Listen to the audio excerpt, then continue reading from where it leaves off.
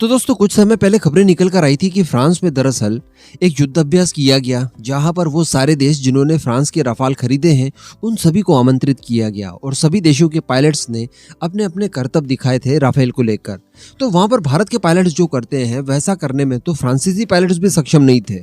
यानी भारत के पायलट्स ने राफेल का इस्तेमाल कुछ इस तरह से किया और कुछ इस तरह से उड़ाया, इस तरह से उसमें करतब दिखाए कि वो वहां पर लगे रडार सिस्टम के पकड़ में भी नहीं आए और पूरी तरह से लगभग इनविजिबल हो गए। तो ये भारतीय पायलट्स का स्किल ही है कि रफाल को कुछ इस तरह से उड़ाने में सक्षम है जितने सक्षम तो खुद फ्रांसीसी पायलट्स भी नहीं हैं, जो दशकों से राफेल को उड़ा रहे हैं। अभी इसी तरह का एक हेल्दी कंपटीशन फिर से हो रहा है और ये हो रहा है भारत के अंदर पश्चिमी सीमा पर, यानी पाकिस्तान से लगती बिल्कुल सीमा के नजदीक भारत और फ्रांस के रफाल गरज रहे हैं। और केवल रफाल ही नहीं बल्कि भारतीय तेजस, सुखोई 30, MKI और जैगवार प्रचंड जैसे कई सारे और विमान पाकिस्तान से लगती हुई सीमा पर लगातार गरज रहे हैं और यहाँ पर भारत और फ्रांस के पायलट्स लगातार अपनी स्किल का प्रदर्शन कर रहे हैं। जी हाँ, दरअसल मौका है 7वें संयुक्त युद्ध अभ्यास यानी गरुड़ का। हम सभी लोग जानते हैं कि भारत और फ्रांस की वायु सेनाएं हर साल गरुड़ युद्ध अभ्यास को कंडक्ट करती हैं और यह इस बार हो रहा है भारत की पश्चिमी सीमा पर, यानी राजस्थान के जोधपुर वाले इलाके में।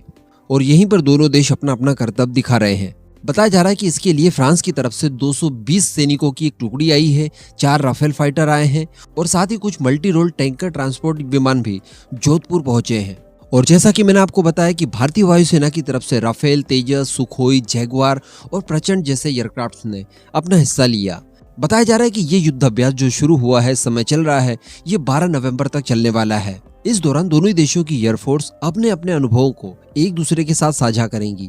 अभी यहाँ पर कुछ भी हो जाए, भारतीय पायलट्स की स्किल कितनी भी ज्यादा हो, लेकिन रफाल को लेकर जो एक्सपीरियंस फ्रांसीसी पायलट्स को है वो डेफिनेटली भारतीय पायलट्स को नहीं है। तो ऐसी परिस्थिति में यहाँ पर फ्रांसीसी पायलट से जितना भी अनुभव लेने की जरूरत है वो सारा लिया जाएगा। भारतीय पायलट्स की स्किल इससे और ज्यादा बढ़ेगी और किसी युद्ध की परिस्थिति में ये हमें बहुत ज्यादा काम देने वाले हैं। कुछ चीजें ऐसी होती है या कुछ अनुभव ऐसे होते हैं जो कि आपको एक्सपीरियंस के बाद ही आते हैं। एक समय देना होता है, उस समय के दौरान ही आप वो चीजें सीख पाते हैं। तो वो सारी चीजें फ्रांसीसी पायलट्स जानते हैं। कोई छोटी मोटी ट्रबल शूटिंग हो तो वो जानते हैं। उड़ाते वक्त अगर किसी तरह की कोई प्रॉब्लम्स वगैरह आ गई हो या टारगेट करने के लिए कुछ नई टेक्निक हो, ये सारी चीजें फ्रांसीसी पायलट्स भारतीय पायलट्स को दिखा सकते हैं। अभी यहाँ पर मैं आपको बता दूं कि जो वायुसेना के युद्ध अभ्यास होते हैं वो थल सेना के युद्ध अभ्यास से बिल्कुल पूरी तरह से डिफरेंट होते हैं। जैसे थल सेना के जो युद्ध अभ्यास होते हैं उनमें गोला बारूद वगैरह का ज्यादा इस्तेमाल किया जाता है, लेकिन जो वायुसेना का युद्ध अभ्यास होता है वहां पर टेक्नोलॉजी का उपयोग किया जाता है। इस युद्ध अभ्यास में टारगेट के ऊपर हमले बोले जाते हैं जिनके लिए डमी मिसाइलों का इस्तेमाल किया जाता है। और ये जो डमी मिसाइलों से हमले किए गए हैं, निशाने लगाए गए हैं, ये कितने सटीक रहे हैं, इन सभी का रिकॉर्ड रखा जाता है।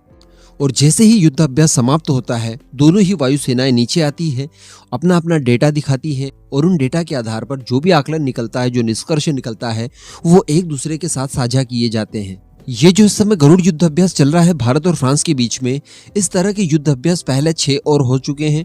वर्ष 2014 में जोधपुर में ये युद्ध अभ्यास हुआ था। इस युद्ध अभ्यास के बाद ही भारत के रफाल खरीदने की जो प्रक्रिया थी उसमें तेजी आई थी। यानी भारतीय वायुसेना ने यहाँ पर देखा कि यार रफाल इस युद्ध अभ्यास में बहुत ही अच्छा करतब दिखा रहे हैं और उन्हें बीट कर पाना बहुत मुश्किल हो पा रहा है। तो यही सारी चीजें देखते हुए भारतीय वायुसेना ने फ्रांसीसी रफाल खरीदने के लिए निश्चय किया और इसके लिए प्रक्रिया को काफी तेज कर दिया गया था। वैसे इसी युद्ध अभ्यास से संबंधित एक समारोह हुआ था जिसे कहा गया था डेजर्ट नाइट, और ये हुआ था आज से 2 साल पहले, जब फ्रांस और भारत के रफाल पहली बार एक दूसरे के सामने आए थे और एक दूसरे को करतब दिखाए थे। बहुत ही जबरदस्त रोमांचक मुकाबला बताया जाता था कि इसमें हुआ था और ये डेजर्ट के ऊपर हुआ था क्योंकि राजस्थान में रेगिस्तान है और ये नाइट में हुआ था, इसी वजह से इसे डेजर्ट नाइट नाम दिया गया। इसी युद्ध अभ्यास के बाद फ्रांसीसी वायुसेना ने यह कहा था कि यहाँ पर काफी खुला खुला स्पेस हमें मिलता है, यानी जोधपुर एयरबेस से आप सीधे पाकिस्तान की सीमा के एकदम नजदीक तक जा सकते हैं। इतना आपको स्पेस मिल जाता है, खुला आसमान बिल्कुल, जबकि ये सारी चीजें फ्रांस के अंदर संभव नहीं है। इतना लंबा चौड़ा आसमान फ्रांसीसी पायलट्स को नहीं मिल पाता, इस वजह से उनकी पसंदीदा इलाका ये बन चुका है और यही कारण है कि इस बार दोबारा से यहीं पर यह युद्ध अभ्यास किया गया है। तो कहने का मतलब इस तरह के युद्ध अभ्यास से दोनों ही देशों के बीच में बॉन्डिंग बढ़ती है, एक साझा युद्ध करने की क्षमता आती है। जो भी भारतीय पायलट्स को कंसर्न्स होंगे राफेल को लेकर वो सारे यहाँ पर सॉल्व किए जा सकते हैं फ्रांसीसी पायलट्स के द्वारा।